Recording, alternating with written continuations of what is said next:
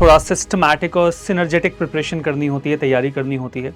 उसमें इतिहास कई सारे लोगों की बहुत गंभीर समस्या बन जाती है। जो ओल्ड एनसीईआरटी है उसमें पॉलिटिकल हिस्ट्री और डिस्क्रिप्शंस बहुत अच्छे हैं, लेकिन न्यू एनसीईआरटी थोड़ी ज्यादा एनालिटिकल है। राजराजा चोल और राजेंद्र चोल जैसे राजाओं के बारे में, जिनके बारे में आपने हमेशा से सुना है, वो यहाँ पर मध्यकालीन इतिहास में आपको आरंभिक चरण में मिलते हैं। संस्कृति इतना डोमिनेटिंग रोल प्ले करती है हमारे भारतीय समाज में भी और यूपीएससी की तैयारी में भी कि अच्छा यही लगता है कि हम उसे एक अलग से विषय के तौर पर पढ़ लें। ये जो विश्लेषणात्मक बातें हैं वो हर टॉपिक के ऊपर होती हैं, और वो जो हर टॉपिक के ऊपर विश्लेषण की बातें होती हैं, उनको जब तक आप नहीं समझते हैं तब तक आप मुख्य परीक्षा के अनुरूप अपने आप को तैयार नहीं कर पाते हैं। अगर आप इन 5 हिस्सों के ऊपर अपना ध्यान जमाते हैं तो यूपीएससी की हिस्ट्री में आप अपनी महारत हासिल कर सकते हैं। Welcome to PW only IAS. स्वागत है आप सभी लोगों का हमारे आज के सेशन में। यूपीएससी की तैयारी और इतिहास थोड़ा कॉम्प्लिकेटेड हो जाता है। यूपीएससी की तैयारी अपने आप में बड़ी कॉम्प्लिकेटेड है। थोड़ा सिस्टमैटिक और सिनर्जेटिक प्रिपरेशन करनी होती है, तैयारी करनी होती है। उसमें इतिहास कई सारे लोगों की बहुत गंभीर समस्या बन जाती है। लेकिन सच्चाई तो यह है कि अगर आप इन 5 बातों पर ध्यान दें तो इतिहास में आप यूपीएससी की तैयारी के दृष्टिगत महारत हासिल कर सकते हैं और अपनी इस तैयारी में बड़े ही सहज हो सकते हैं। वैसी कौन सी बातें हैं जिनको आपको ध्यान में जरूर रखना चाहिए अगर आप यूपीएससी की तैयारी में इतिहास को एक विषय के तौर पे अप्रोच कर रहे हैं? तो आइए उन 5 महत्वपूर्ण बातों पर चर्चा करते हैं। आपको शुरुआत हमेशा इसी तरीके से करनी चाहिए। अगर आप इतिहास को थोड़ा बहुत ही जानते समझते हैं, जितना कि आपने अपने पहले के एकेडमिक्स में पढ़ा हो, और यूपीएससी की तैयारी में आप इस विषय को लेकर बहुत असहज हों, तो आपको किस प्रकार से इस सब्जेक्ट को अप्रोच करना चाहिए? सबसे पहले आपका जो काम होना चाहिए वो होना चाहिए कि आप इसके बेसिक्स के ऊपर काम करें। मतलब जो आधारभूत है उसको, बातों को समझें, आधार तैयार करें। सबसे पहले इतिहास को अप्रोच करने के लिए आप इसका बेसिक्स प्रिपेयर करें। अब आप कहेंगे कि सर ठीक है, अच्छी बात है, आधार तैयार करना बड़ी अच्छी बात होती है किसी भी विषय को अच्छी तरीके से अप्रोच करने के लिए, लेकिन आधार को तैयार कैसे किया जाए? मतलब ये एक महत्वपूर्ण समस्या रहेगी कि आधार अगर हम तैयार करते हैं वो तो ठीक है, लेकिन आधार हम तैयार कैसे करें? इसका एकदम सिंपल सा आंसर है एनसीईआरटी। अब एनसीईआरटी में आपके पास 2 तरीके के विकल्प होंगे, ओल्ड एनसीईआरटी और न्यू एनसीईआरटी। आपको कौन सी एनसीईआरटी पढ़नी चाहिए? मेरी अपनी ओर से जो सुझाव रहेगा आपका वो होगा कि आप न्यू एनसीईआरटी को अप्रोच करें। न्यू एनसीईआरटी को अगर आप अप्रोच कर रहे हैं आधार को तैयार करने के लिए, तो आपको 6 to 12 की एनसीईआरटी जो है उस पर जाना चाहिए।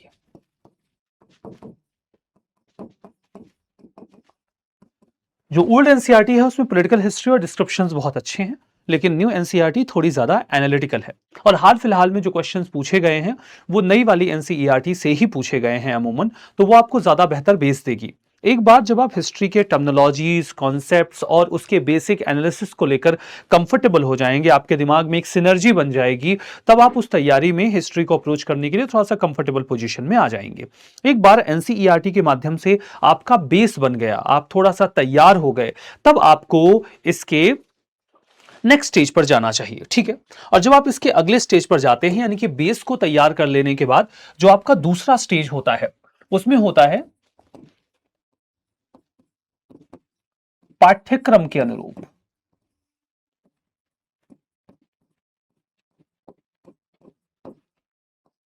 पाठ्यक्रम के अनुरूप विश्लेषण। अब जब आप अपनी तैयारी को थोड़ा सा एक प्रारूप देना शुरू करते हैं, तो उस प्रारूप को देते वक्त आपको आपके पाठ्यक्रम को ध्यान में रखना होता है। सिलेबस इज वेरी इंपॉर्टेंट, और जब आप अपने सिलेबस को ध्यान में रखते हैं तो आपको इतिहास 6 हिस्सों में बटा हुआ महसूस होगा, जैसा कि सिलेबस में गिवन है। तो जब आप इस 6 हिस्से को समझते हैं तब आपको इतिहास थोड़ा सा दिखना और समझना शुरू होता है। सबसे पहले आपकी निगाह जाती है प्राचीन इतिहास पर। प्राचीन इतिहास में आप स्टोन एज से लेकर इंडस वैली सिविलाइजेशन से होते हुए गुप्त, मौर्य और गुप्तोत्तर काल के बारे में विस्तार से बातचीत करते और समझते हैं। यहां पर आपकी इतिहास की जो सबसे प्राचीनतम समझ है वो विकसित हो जाती है, और जब आप प्राचीन इतिहास को लेकर थोड़े सहज हो जाते हैं तब आपकी बातचीत होती है मध्यकालीन इतिहास पर। मध्यकालीन इतिहास में आप अमूमन सबसे पहले तो पूर्व मध्यकाल के बारे में बात करते हैं, जहां पर दक्षिण भारत की जो राजनीति है वो थोड़ा सा डोमिनेटिंग हो जाती है। यहां पर आप पाल, प्रतिहार और राष्ट्रकूट के बीच के ट्राइपार्टाइट स्ट्रगल या त्रिपक्षीय संघर्ष के बारे में जानते हैं। चोलों के बारे में पढ़ते हैं, राजराजा चोल और राजेंद्र चोल जैसे राजाओं के बारे में, जिनके बारे में आपने हमेशा से सुना है, वो यहां पर मध्यकालीन इतिहास में आपको आरंभिक चरण में मिलते हैं। फिर आपकी मुलाकात सल्तनत के सुल्तानों के साथ होती है और फिर मुगल बादशाहों के साथ भी आपकी बातचीत होती है। यूपीएससी का बड़ा ही फेवरेट टॉपिक मध्यकालीन इतिहास से रहता है भक्ति और सूफी आंदोलन, आप वहां पर भी चर्चा करते हैं। इसके अलावा आप बाकायदा जो क्षेत्रीय राज्य हैं, जिसमें बहमनी, विजयनगर समेत कई सारे अन्य राज्य भी आते हैं, उन पर चर्चा करते हैं। मराठों के बारे में भी यहीं पर बात होती है। हमारे बड़े ही सम्मानित जो व्यक्तित्व के तौर पर मराठा राजनीति में उभरे छत्रपति शिवाजी महाराज, आप उनके बारे में भी यहीं पर पढ़ते हैं। आप सिख गुरुओं के बारे में पढ़ते हैं, सिख धर्म की स्थापना को समझते हैं। ये सारी बातें आप मध्यकालीन इतिहास में पढ़ते हैं। मध्यकालीन इतिहास के बाद फिर आपकी जो जानकारी है वो शुरू होती है आधुनिक इतिहास के साथ। फिर जब आप आधुनिक इतिहास में आते हैं तो यहां पर यूरोपियों का आगमन होता है। यूरोपियों के पीछे कई सारी अन्य यूरोपीय शक्तियां आती हैं। पुर्तगालियों के साथ कहानी शुरू होती है, अंग्रेज भारत में पहुंचते हैं, फ्रांसीसियों के साथ उनका संघर्ष होता है, औपनिवेशिक काल शुरू होता है, भारत को गुलाम बनाया जाता है और एक राष्ट्रीय आंदोलन के तौर पर गांधी जी के नेतृत्व में हम इसमें आजादी का भी प्रयास करते हैं। ठीक है, अब यहां पर आप समझो तो जब आप आजादी पा जाते हैं तब यह होता है कि आप ये पाते हैं कि इन तीनों में ही, प्राचीन, मध्यकालीन और आधुनिक, इन सभी के बारे में जब आप बात करते हैं तो आधुनिक की कहानी हम अमूमन 1947 में खत्म कर देते हैं। इसके बाद क्या होता है, इसके बाद का इतिहास हम स्वतंत्रोत्तर भारत में पढ़ते हैं, या स्वतंत्रता के बाद भारत, स्वतंत्रता के बाद भारत, ये एक चौथा विषय बनता है। ठीक है, अब इसके बाद आप ये पाते हैं कि भारत की जो संस्कृति है वो बहुत ही रिच है और यूपीएससी यहां से अमूमन ज्यादातर प्रश्न पूछती भी है। तो भारत की जो संस्कृति है वो कोई एक विशेष रूप से अलग विषय नहीं है। संस्कृति देखिए आपको प्राचीन भारत में भी मिलेगी, मध्यकालीन में मिलेगी और आधुनिक भारत की भी अपनी कला एवं संस्कृति अलग है। लेकिन संस्कृति इतना डोमिनेटिंग रोल प्ले करती है हमारे भारतीय समाज में भी और यूपीएससी की तैयारी में भी कि अच्छा यही लगता है कि हम उसे एक अलग से विषय के तौर पर पढ़ लें। तो यहां पर हम कला एवं संस्कृति को अलग कर देते हैं। तो एक विषय आपको यहां पर और मिल जाता है, कला एवं संस्कृति को। और इन सबको समझने के बाद आपको यह समझ में आता है कि भाई यहां पर जो कुछ भी बातें हम कर रहे हैं वो सब भारत के इतिहास के बारे में है, ये सभी भारत का इतिहास है। तो क्या इस कालखंड में विश्व में कुछ घटित ही नहीं हुआ? क्या सब कुछ भारत में ही हो रहा था? नहीं। पाठ्यक्रम के अनुरूप जब आप विश्लेषण करते हैं तो आप कला एवं संस्कृति के बाद आप आगे बढ़ते हैं और पाते हैं विश्व इतिहास को। यहां पर आपकी बातचीत विश्व इतिहास के बारे में होती है और विश्व इतिहास भी एक विषय बन जाता है। पाठ्यक्रम के अनुरूप विश्लेषण करने के बाद क्या होता है कि अब आपको एक चरण ऊपर जाना होता है और एक चरण ऊपर जब आप जाते हैं तो यहां पर आपको एडवांस लेवल की स्टडी करनी होती है। ठीक है, तीसरे नंबर पर आपको क्या करना होता है? उच्च स्तर की तैयारी, उच्च स्तरीय